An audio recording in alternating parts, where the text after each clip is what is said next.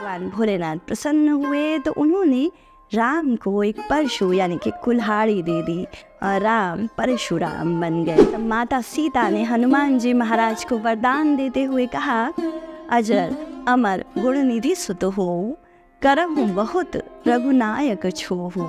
यानी कि हे हनुमान, तुमने रघुनाथ जी का और मेरा बहुत बड़ा काम किया है, इसलिए मैं तुमको वरदान देती हूँ कि तुम हमेशा अजर रहोगे, अमर रहोगे। प्रभु श्री रामचंद्र सबको कुछ न कुछ उपहार बांट रहे थे और तब उन्होंने विभीषण जी को कहा कि हे विभीषण, आप मुझे बहुत प्रिय हैं, आपने अपने भाई से विद्रोह किया, आप मेरे साथ आए और इस युद्ध में हमारी विजय का एक बड़ा कारण आप हैं।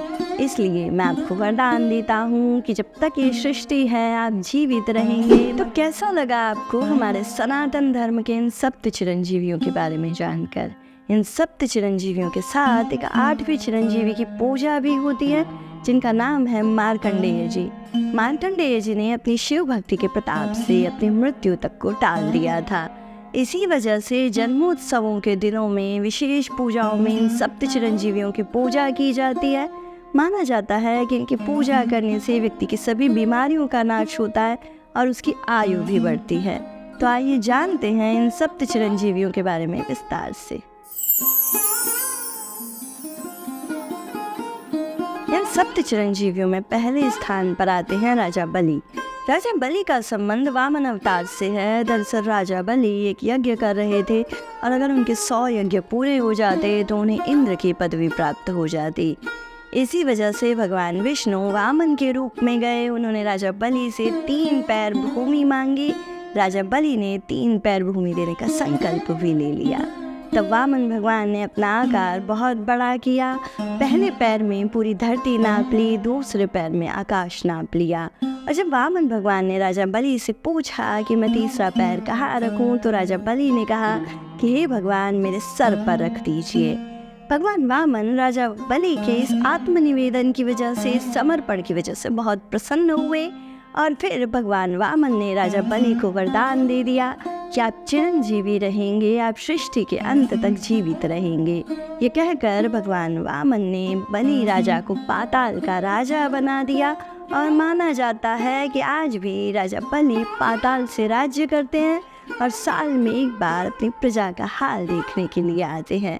इसी वजह से दक्षिण भारत में राजा बलि के सम्मान में बहुत उत्साह के साथ ओणम का पर्व मनाया जाता है। दूसरे चिरंजीवी हैं भगवान परशुराम। परशुराम जी को भगवान विष्णु का छठा अवतार माना जाता है। माना जाता है कि भगवान विष्णु की लगभग 3 कलाएं परशुराम जी में थी। कलाएं क्या होती हैं? कलाएं किसी व्यक्ति को किस आधार पर देवता बनाती है, इस बारे में हमने पहले एक वीडियो किया हुआ है। उस वीडियो का लिंक आपको डिस्क्रिप्शन बॉक्स में मिल जाएगा।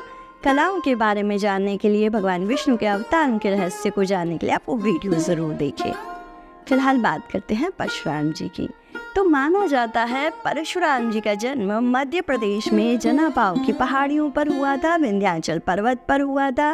इनके पिता महर्षि जमदग्नि भृगु वंश से आते थे और इनकी माता का नाम देवी रेणुका था। एक बार जब ऋषि जमदग्नि अपनी पत्नी पर क्रोधित हो गए थे तो उन्होंने परशुराम जी को कहा था कि अपनी माँ का सर काट दो।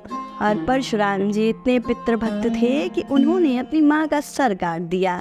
लेकिन फिर जब प्रसन्न होकर उनके पिता ने कहा कि परशुराम कुछ मांगो, तो परशुराम जी ने अपनी माता का जीवन ही दोबारा मांग लिया। दरअसल घटनाक्रम कुछ इस प्रकार आगे बढ़ता रहा कि परशुराम जी के पिता की हत्या कार्तिवीर्य सहस्त्रार्जुन ने कर दी, एक गौ की वजह से। और तब परशुराम जी को बहुत क्रोध आया। उन्होंने संकल्प लिया कि अत्याचारी और दुष्ट क्षत्रियों का वो नाश कर देंगे। जिसके बाद परशुराम जी ने क्षत्रियों से बहुत कड़ा युद्ध किया और हमारे पुराणों के अनुसार उन्होंने 21 बार पृथ्वी को क्षत्रियों से विहीन किया। परशुराम जी वो तो ब्राह्मण कुल में जन्मे थे, उनका जो प्रमुख कर्म था वो यज्ञ करना था। लेकिन फिर उन्होंने अत्याचारों को जब देखा क्षत्रियों के, तो उन्होंने तय किया कि वे एक योद्धा बनेंगे। परशुराम जी ने भगवान शिव की तपस्या की। इस तप से जब भगवान भोलेनाथ प्रसन्न हुए तो उन्होंने राम को एक परशु यानी कि कुल्हाड़ी दे दी और राम परशुराम बन गए। इस तरीके से जब परशुराम जी ने भगवान शिव की दोबारा तपस्या की तो भगवान शिव बहुत प्रसन्न हुए और उन्होंने परशुराम जी को वरदान दे दिया कि आप सृष्टि के अंत तक स्थिर रहेंगे और जब कलयुग का विनाश करने के लिए भगवान कल्कि आएंगे तो आप ही कल्कि जी को अस्त्र और शस्त्र की दीक्षा देंगे। परशुराम जी का शस्त्र ज्ञान इतना प्रबल रहा कि द्वापर युग में उन्होंने भीष्म पितामह कर्ण आदि को भी शस्त्रों की शिक्षा दी। कहा तो ये भी जाता है कि परशुराम जी बस ब्राह्मणों को ही शस्त्र शिक्षा देते थे और जब अंगराज कर्ण को लगा कि उन्हें परशुराम जी का शिष्य बनना चाहिए तो कर्ण ने झूठ बोला। कर्ण ने खुद को ब्राह्मण का बेटा बताया, लेकिन परशुराम जी ने उसके झूठ को पकड़ लिया। हालांकि तब तक परशुराम जी कर्ण को सारी विद्याएं सिखा चुके थे, लेकिन जब उन्हें पता चला कि कर्ण झूठ बोलकर उनका शिष्य बना है तो परशुराम जी ही वे थे जिन्होंने कर्ण को श्राप दे दिया कि मुसीबत के समय तुम अपनी सारी विद्याएं भूल जाओगे। हमारे तीसरे चिरंजीवी हैं पवन पुत्र महाबली हनुमान जी महाराज। तो हुआ ये कि जब रावण के अत्याचार बढ़ गए, भगवान विष्णु ने राम जी के रूप में जन्म लेने का निर्णय लिया। तभी राम जी की सहायता के लिए भगवान महादेव ने तय किया कि वे अपने एक अंश को पृथ्वी पर भेजेंगे। महादेव का यह अंश रुद्रांश पवन देवता के द्वारा पहुंचाया गया वानरराज केसरी और उनकी पत्नी अंजना तक। अंजना देवी ने जन्म दिया हनुमान जी को। हनुमान जी धीरे धीरे बड़े हो रहे थे। अपार शक्ति थी उन शिवांश में, इसलिए एक बार उन्होंने सूर्य देवता को सेब यानी कि एप्पल समझ लिया। सूर्य देवता को खाने पहुंच गए और जब हनुमान जी ने सूर्य देवता को अपने मुख में रख लिया तो सृष्टि का लगभग विनाश होने लगा। देवराज इंद्र ने तब सूर्य देवता की रक्षा के लिए हनुमान जी की ठोड़ी पर वज्र से प्रहार किया।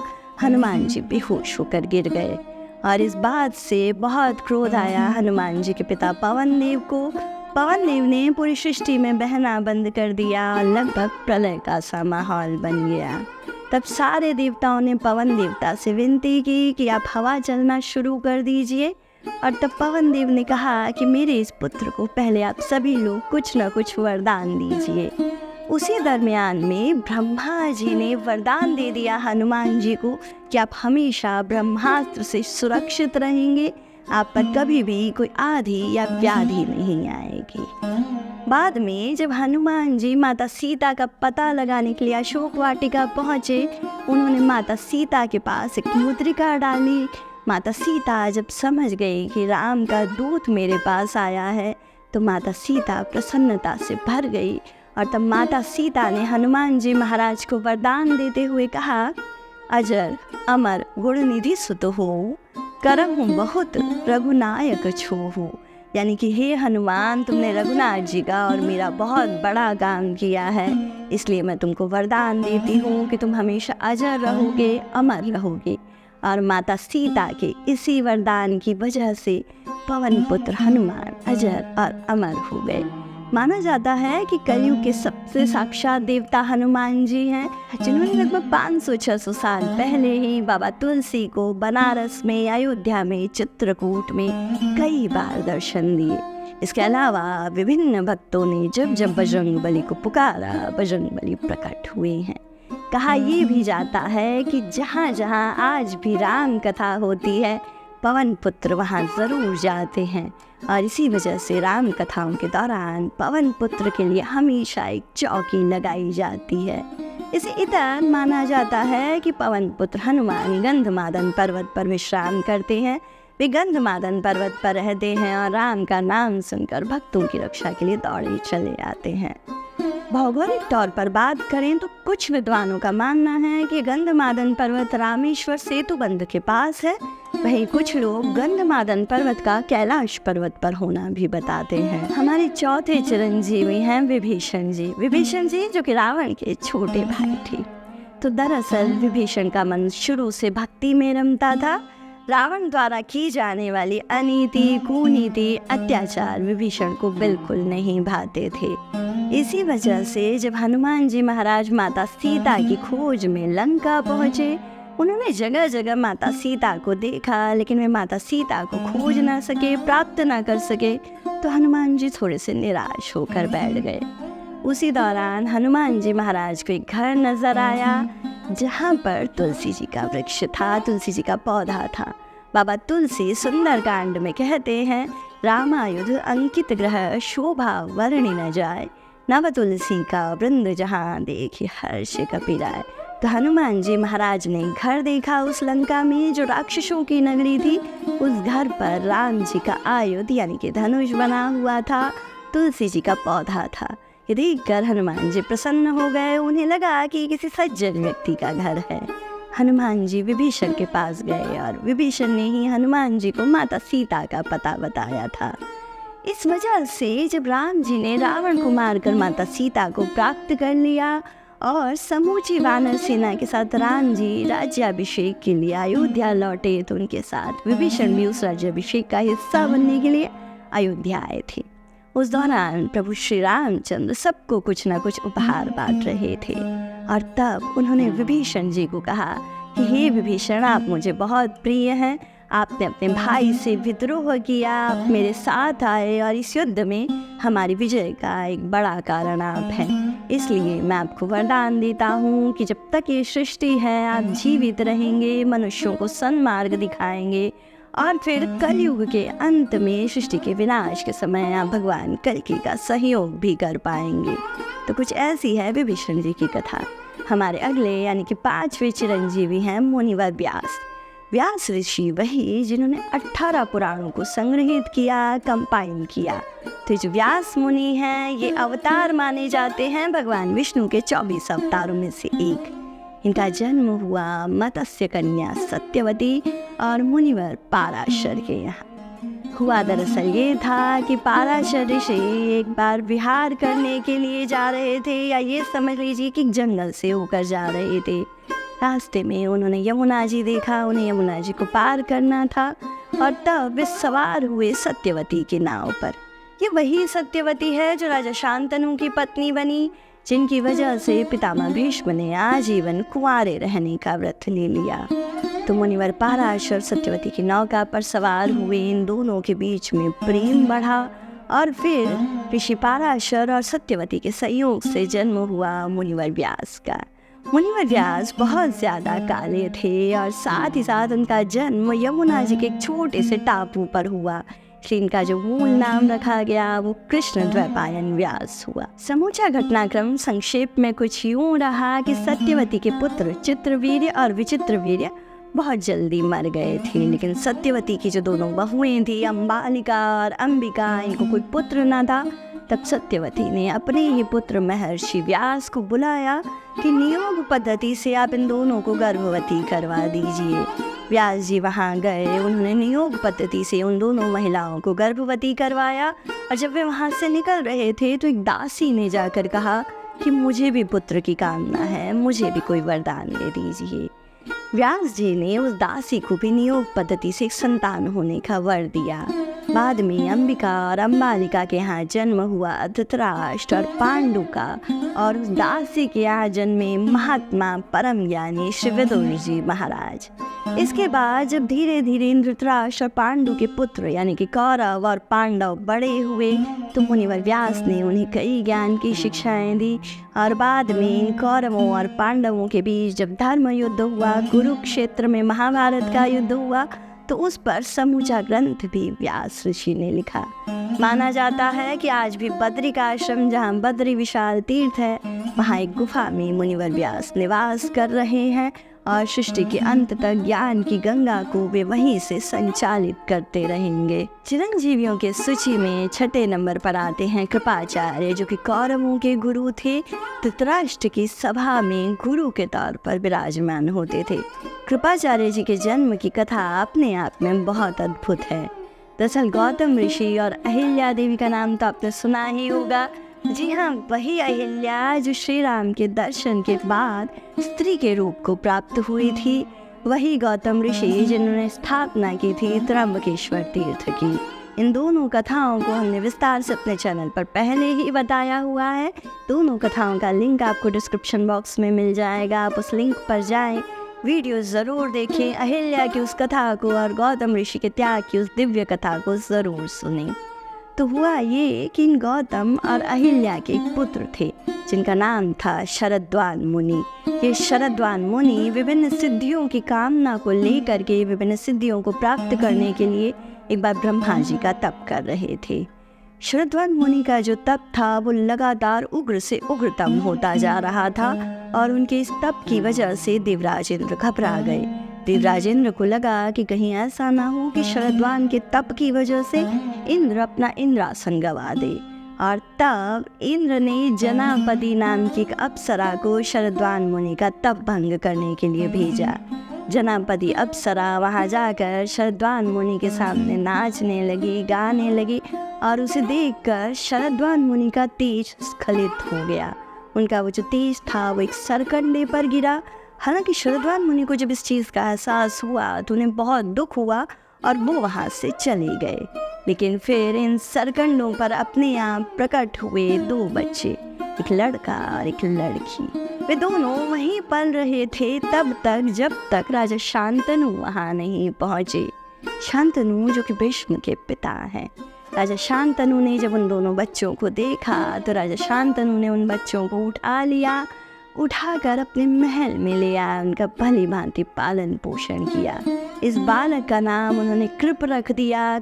कृपाचार्य हुए और कृप की बहन कृपी बाद में द्रोणाचार्य जी की पत्नी बनी। कृपाचार्य जी बाद में कौरवों के गुरु तो बने, लेकिन उनकी इच्छा रही कि अपने पिता की तरह वे भी विभिन्न सिद्धियों को अर्जित करें। इसी उद्देश्य से कृपाचार्य जी ने अनेक मौकों पर बहुत कड़े तप किए और उनके इन तपों से विभिन्न मित्र, वसु, आदित्य बहुत प्रसन्न हुए और इन सब ने मिलकर कृपाचार्य जी को वरदान दे दिया कि जब तक ये सृष्टि है, हे कृप, आप जीवित रहेंगे, चिरंजीवी रहेंगे और अगले मनवंतर में आप सप्तऋषियों का सदस्य बन सकेंगे। आइए अब बात करते हैं उनकी जो वरदान की वजह से नहीं बल्कि शाप की वजह से आज भी जीवित है। उनका नाम है अश्वत्थामा और वो पुत्र थे द्रोण के। द्रोण जो कि हमने बता दिया है कृपाचार्य जी के जीजाजी हैं। तो हुआ कुछ यूँ था कि अश्वत्थामा के पास बहुत से ब्रह्मास्त्र, इंद्रास्त्र, नारायणास्त्र जैसी शिक्षाएं थी और जब महाभारत का युद्ध हुआ तो अश्वत्थामा बहुत क्रोध से भर गए। उन्हें बहुत क्रोध था कि पांडवों ने उनके पिता और उनके मामा की हत्या कर दी है। इसी गुस्से की वजह से अश्वत्थामा ने एक दिन रात के समय में चुपचाप पांडवों के शिविर में प्रवेश किया और द्रौपदी के 5 सोते हुए पुत्रों की हत्या कर दी। हालांकि अश्वत्थामा का मन इससे भी नहीं भरा और फिर उन्होंने ब्रह्मास्त्र का संधान कर दिया उत्तरा के गर्भ की ओर। उत्तरा कौन, पहले इसे समझा देते हैं हम आपको। उत्तरा जो है अर्जुन के पुत्र वधू हैं, विराट देश की कन्या हैं। इन उत्तरा के पति थे अभिमन्यु। अभिमन्यु भगवान श्री कृष्ण के भांजे। अभिमन्यु महाभारत के युद्ध में पहले ही मारे जा चुके थे, वीर गति को प्राप्त हो चुके थे और पांडवों की इकलौती संतान के रूप में उत्तरा के गर्भ में पल रहा था अभिमन्यु का अंश, जो बाद में राजा परीक्षित कहलाए। इन राजा परीक्षित ने ही पहली बार शुकदेव जी से भागवत जी की कथा सुनी थी। तो आइए अब अश्वत्थामा पर लौटते हैं। अश्वत्थामा ने उत्तरा के गर्भ को नष्ट करने के लिए ब्रह्मास्त्र छोड़ दिया। भगवान श्री कृष्ण ने अश्वत्थामा को कहा कि आप इस ब्रह्मास्त्र को लौटा लीजिए, लेकिन अश्वत्थामा को ब्रह्मास्त्र लौटाना नहीं आता था। हालांकि तब भगवान श्री कृष्ण ने सुदर्शन चक्र को भेजकर उत्तरा के गर्भ की रक्षा करवा दी और उस ब्रह्मास्त्र को नष्ट कर दिया। लेकिन वे अश्वत्थामा पर बहुत नाराज हुए। उन्होंने अश्वत्थामा को श्राप दे दिया कि हे अश्वत्थामा, तुम पीड़ित रहोगे। अश्वत्थामा के सर पर एक अमरमणि थी। भगवान श्री कृष्ण ने वो अमरमणि अश्वत्थामा के सर से निकाल ली और फिर उन्हें एक श्राप दे दिया कि इस युग के अंत तक, अगले 5000 वर्षों तक तुम जीवित रहोगे और बहुत ज़्यादा दुख पाओगे। अश्वत्थामा इसके बाद वहाँ से चले गए। हालांकि अश्वत्थामा को लेकर कई सारी किंवदंतियाँ हैं। कुछ लोग मानते हैं कि उत्तराखंड में अश्वत्थामा आज भी भटकते हैं, तो वहीं कुछ लोगों का मानना है कि मध्य प्रदेश में विंध्याचल पर्वत पर अक्सर अश्वत्थामा देखे गए हैं। हालांकि अगर हम ऐतिहासिक तौर पर देखें, धार्मिक तौर पर देखें, तो शायद वो दौर खत्म हो चुका है जब अश्वत्थामा का श्राप पूरा होना था और हम ये मान सकते हैं कि शायद अब अश्वत्थामा नहीं है। लेकिन फिर भी उन्होंने एक लंबा जीवन जिया, उन्होंने युगों को बदलते देखा। हालांकि चूँकि हम बता चुके हैं अश्वत्थामा श्राप की वजह से अमर हुए या चिरंजीवी हुए, तो इस वजह से अश्वत्थामा का कोई भी संबंध कल्कि भगवान से होने की बात से हमारे शास्त्र इनकार करते हैं। हमारे शास्त्रों में सप्त चिरंजीवियों की स्तुति की गई है और इन चिरंजीवियों के साथ मार्कंडेय जी का नाम भी दिया गया है। एक श्लोक के रूप में इन सप्त चिरंजीवियों की स्तुति हुई है और माना जाता है कि जो व्यक्ति अपने जन्मदिन के दिन इन सप्त चिरंजीवियों की स्तुति करता है, उसके जीवन के सभी रोगों का नाश होता है, उसकी आयु बहुत ज़्यादा बढ़ती है। तो आइए पहले जानते हैं कि वो श्लोक क्या है। वो श्लोक है अश्वत्थामा बलिर्व्यासो हनुमानश्च विभीषण कृप परशुरामश्च सप्तते चिरंजीविने। इसके बाद अगले श्लोक में कहा जाता है सप्तेतां स्मर नित्य मार्कंडेय अष्टमम जीवेत वर्षम शतम सोअपि सर्वव्याधि विवर्जित। दरअसल सप्त चिरंजीवियों के बाद हमको बता चुके हैं आपको, और 8वें चिरंजीवी हैं मार्कंडेय जी। मार्कंडेय जी काफ़ी कम आयु लेकर पैदा हुए थे, लेकिन फिर उन्होंने महामृत्युंजय मंत्र का जाप किया और उस मंत्र से जब 14 वर्ष की आयु में उन्हें लेने यमदूत आए तो भगवान शिव ने प्रकट होकर मार्कंडेय जी की रक्षा की थी। भगवान शिव के भक्तों पर हम बहुत जल्द एक सीरीज लाएंगे और वहाँ हम मार्कंडेय जी की ये कथा आपको बता देंगे। तो ऐसी कई कथाओं को जानने के लिए आप जुड़े रहें Ashita watch our history not mythology से। हमारे साथ जुड़े रहने के लिए इस वीडियो को लाइक करें, इसे ज़्यादा से ज़्यादा शेयर करें, हमारे चैनल को सब्सक्राइब कर लें और बेल आइकन दबा लें ताकि किसी नए वीडियो की अपडेट आपसे मिस ना हो जाए। हम जल्द लौटेंगे अगले एपिसोड में किसी अगली दिव्य कथा, किसी अगली दिव्य पूजा विधि के साथ। तब तक के लिए नमस्कार।